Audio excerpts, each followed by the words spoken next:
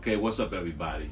This is the first segment of my journey, and today I will be discussing how did I get to 340 and what came with getting my weight to 340. What came with that? All right, so that's what I'll be talking about today, briefly, and how I got to 340 was a process. It took time, and the time it took the year 2009 to 2012. And during that time frame, I just entered a new relationship. I was living by myself. Now I got a family of 4, so that was different for me. And I got a little sheet that I'm referred to. And during that time, I'm gonna tell you the list of things that had me blow up to 340. And it was things like during that time frame, we did a lot of entertaining. I had a lot of company over, Super Bowl Sundays, birthdays, get-togethers, game night, just because, dominoes. Anybody who knows me knows that this was a spot between that time frame. People used to come over and hang out a lot. I had my own bar, a lot of drinking. That's another thing. I drank a lot of alcohol. I used to drink daily, so I'll just leave it at that with the alcohol.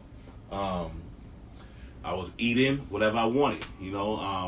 As you know, I like to cook, so I cook whatever I want. So the food I was cooking, how I was cooking it, a lot of fried food, big Sunday dinners, you name it, and I was cooking it, and it was all unhealthy. Okay, during that whole time frame, it was sometimes I try to eat a little healthy, but my consistent was eating unhealthy, and that's one thing I had to change. All right. Another thing, I stopped going to the gym.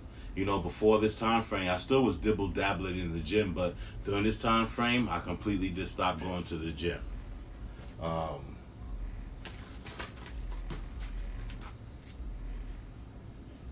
Yeah, so those are the things, and during those 3 years, every relationship you go through your ups and downs. So some of my eating was, emotional eating for pleasure, whatever you want to call it.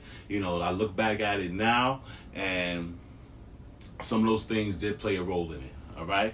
So now, what came with that 340 was, one day I wasn't feeling so good, so I went to the doctor, and come to find out, I had high blood pressure. I'm a diabetic now. My cholesterol was high. And those are the 3 ailments that I end up having.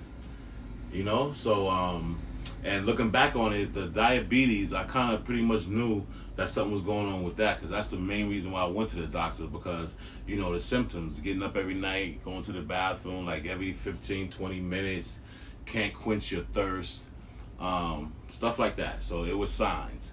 So when I went to the doctor, I found out. So those are the things that came with my 340 weight, came with 3 health issues, and I wasn't feeling my best. So that's what led me to start my journey, which was 2012. We are now in 2020. So 8 years in. And I still have goals that I have to achieve, I've reached some of my goals, but I still have a lot more. So just gave you a little insight. And like I said, the next segment, I'll be talking a little bit more about my diabetes and the things I had to do and how did I get to where I'm at now with it. So just tune in for that. And like I said, I'm just hoping, just showing you the things I went through in my life, and maybe you can adapt that to yours. Make some changes in yours that might help you out. So I'm just trying to show by example, and I'm living proof. This journey is live. It's live. All right. So I'll be talking to you soon. All right. Have a good night.